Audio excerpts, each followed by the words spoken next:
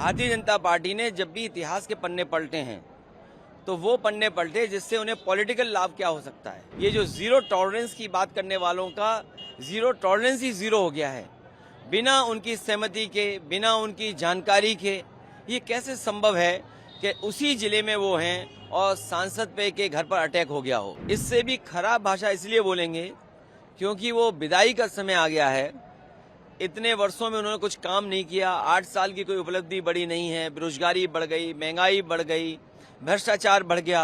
अगर विदेश से पैसा फंड हो रहा है तो विपक्ष के पे फंड नहीं हो रहा है। ये सत्ता वालों के पास जा रहा होगा पैसा, सत्ता वालों ने इस्तेमाल किया होगा। सुमन जी के घर पे हमला हुआ, बीते दिनों जो बयान हुआ था उसके विरोध में कर्मी सेना का कहना ये है कि उन्होंने ये किया। मैंने 23 मार्च को प्रेस के माध्यम से ये कहा था, हालांकि मेरी बात की कोई परवाह क्यों करेगा।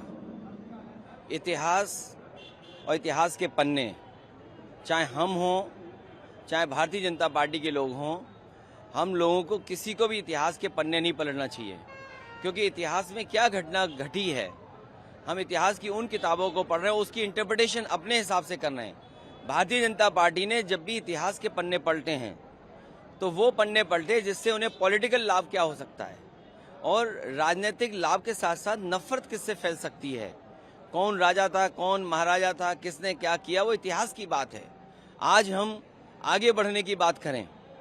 और जो रामजिया सुमन जी के साथ घटना हुई है, निंदनीय है, दुखद है।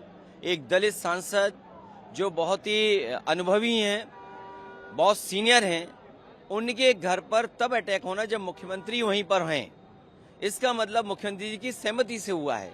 ये जो जीरो टॉलरेंस की बात करने वालों का जीरो टॉलरेंस ही जीरो हो गया है, बिना उनकी सहमति के, बिना उनकी जानकारी के। ये कैसे संभव है कि उसी जिले में वो हैं और सांसद पे के घर पर अटैक हो गया हो। लेकिन मुख्यमंत्री ने अभी पॉडकास्ट में में बात करी, उन्होंने कहा उत्तर प्रदेश सबसे सुरक्षित और खास करके मुसलमानों के लिए सबसे सुरक्षित है। अगर उन्होंने ये भी कहा कि जहाँ पे 100 मुसलमान हैं वहाँ 50 हिंदू सुरक्षित नहीं, लेकिन 100 हिंदू हैं तो वहाँ मुसलमान सुरक्षित है। लखनऊ जैसी राजधानी में एक महिला जो अयोध्या से चल करके बनारस में नौकरी के लिए, इंटरव्यू के लिए गई और वापस अपने भाई के घर आई, उस महिला के साथ बलात्कार हुआ, उसका सामान लूट लिया गया, उसकी हत्या कर दी गई। सरकार ये दावा करती थी कि महिलाओं के प्रति कोई भी घटना नहीं होगी। उसके बाद सरकार को मजबूरी में अपना परसेप्शन, अपनी छवि सुधारने के लिए इनकाउंटर करना पड़ा। लेकिन इनकाउंटर से क्या असर पड़ा? दूसरी महिला फिर हत्या कर दी गई। इसी तरह बलिया में एक लड़की लटका दी गई, मार करके, हाथ बांध करके। इलाहाबाद में एक बेटी के साथ बलात्कार और घटना हुई। कौन सा जिला नहीं है जहां पर इस तरह की घटनाएं न हो रही हैं। और फिर उन्हीं के सहयोगी दल के विधायक ये कहते हो कि भ्रष्टाचार पुलिस का है, थाने में लूटा जा रहा है, बेईमानी हो रही है।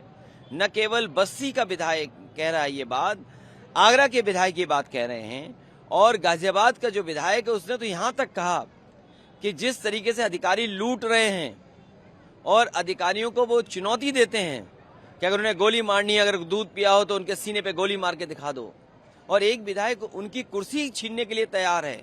तो ये जो सब कुछ हो रहा है, उस सब को छिपाने के लिए मुख्यमंत्री जी इसी तरह की भाषा बोलेंगे। इससे भी ज्यादा कड़वी भाषा बोलेंगे, इससे भी खराब भाषा इसलिए बोलेंगे क्योंकि वो विदाई का समय आ गया है। इतने वर्षों में उन्होंने कुछ काम नहीं किया। 8 साल की कोई उपलब्धि बड़ी नहीं है। बेरोजगारी बढ़ गई, महंगाई बढ़ गई, भ्रष्टाचार बढ़ गया। इन्हें अपने खास अधिकारी को उसके खिलाफ कार्रवाई करनी पड़ी। और सोचिए कब कार्रवाई कर रहे हैं? 8 साल बाद। ये केवल एक अधिकारी नहीं है, ऐसे तमाम वो अधिकारी हैं जिन्होंने उत्तर प्रदेश को लूटा, क्योंकि भारतीय जनता पार्टी ने जनता को गुमराह किया, जनता को धोखा देकर सरकार बना ली। आज जो अधिकारी उनके आसपास हैं, जिनको जिम्मेदारी दी है, वो समझते हैं, वो आज वो उन्हें बेवकूफ बना रहे हैं, सरकार को बेवकूफ बना रहे हैं। उसका परिणाम ये है कि बड़े पैमाने पर भ्रष्टाचार हो रहा है। इन्हीं की सरकार में एक अधिकारी पे आरोप लगा था कि जो उत्तराखंड में पैसा निकला है कई 50 करोड़ से ज्यादा, वो भी इन्हीं का कोई अधिकारी खासम खास था। ये तो खबरें चल रही हैं जो अखबारों में, क्या ये सब मुख्यमंत्री को नहीं दिखाई दे रहा है? और फिर जिस जिले से वो आते हैं, सूदखोर हत्या कर रहे हैं। बेटियां सुरक्षित हैं गोरखपुर में, और उन्हीं के गोरखपुर में गोरखपुर लिंक जो भ्रष्टाचार की बड़ी बड़ी बातें करते हैं। कोई कल्पना कर सकता है कि गोरखपुर लिंक 7,000 करोड़ का बनेगा? जो 2022 में शुरू होना था आज 2025 हो गई तब भी नहीं शुरू हो पाया।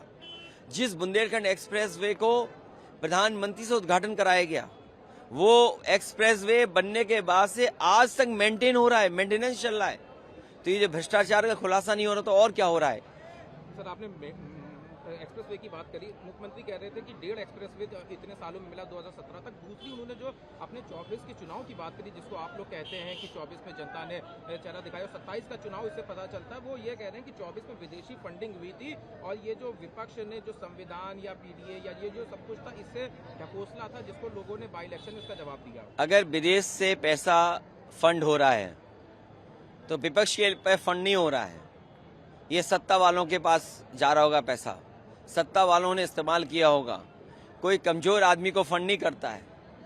कोई फंड अगर करेगा तो लाभ लेने के लिए करेगा और लाभ सरकार में बैठे हुए लोग दे सकते हैं।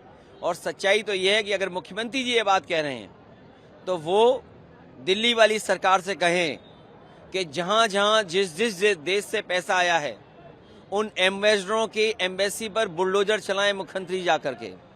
हमारे उत्तर प्रदेश मुख्यमंत्री जी को वीजा लगवाएं। जिस देश से पैसा आया है भारत में, उस देश में जो हमारे भारत की एम्बेसी है उस पे योगी जी को भेज करके बुलडोजर चलवा दो। आखिरी सवाल है, मुख्यमंत्री से जब अयोध्या और इसका जिक्र हुआ तो उन्होंने कहा काशी में हाईकोर्ट कोर्ट का मामला है, वरना हम उसको भी वो मथुरा हम ले चुके होते, मथुरा में कोर्ट में मामला चल रहा है। ये जाने का जो डर है, जो विदाई का डर है, इसलिए इस तरह की भाषा इस्तेमाल की जा रही है। ये समय जो जनता ने 8 साल खोया है, इसका जवाब क्या देगी सरकार? 8 साल खो दिया, बेरोजगारी बढ़ गई, महंगाई बढ़ गई, बिजली महंगी हो गई, असुविधाएं। आज तो उत्तर प्रदेश में जो विकास की गति होनी चाहिए थी, जो आपकी जीडीपी होनी चाहिए थी, जो पर कैपिटा इनकम होनी चाहिए, जो इन्वेस्टमेंट होना चाहिए था, वो कहाँ दिखाई दे रहा है? और क्योंकि इन्वेस्टमेंट नहीं दिखाई दे रहा है, इन्वेस्टमेंट के बहाने अधिकारियों ने अपनी जेब भर ली, उसका जवाब सरकार के पास नहीं है। सरकार के पास जवाब नहीं है कि उनके अधिकारी उनके नीचे बैठ के लूट रहे थे उत्तर प्रदेश को, जिसकी वजह से उत्तर प्रदेश में कोई निवेश नहीं आया।